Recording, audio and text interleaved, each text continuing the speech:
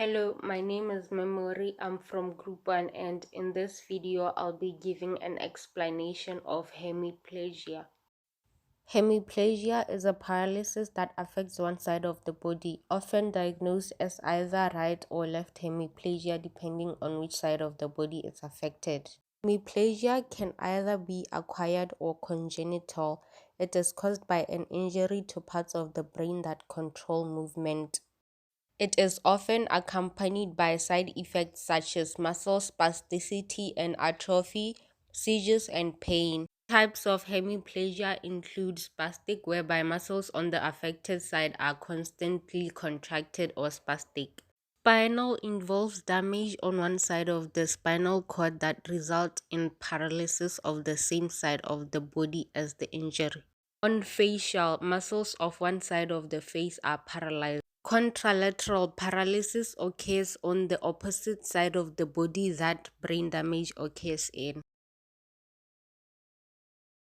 I'll start the examination by checking airway, breathing, and circulation.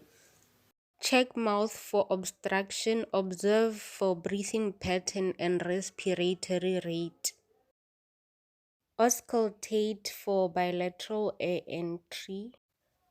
Check the patient's pulse and also check peripheral pulses for regularity and symmetry.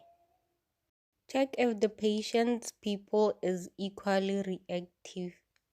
Assess power on both upper limbs and lower limbs independently and against resistance. Look for any facial deviation and move on to check for deep and superficial reflexes of all the limbs and also for plantar reflexes. Make sure to take the blood pressure, rule out hypoglycemia, and also take the patient's temperature.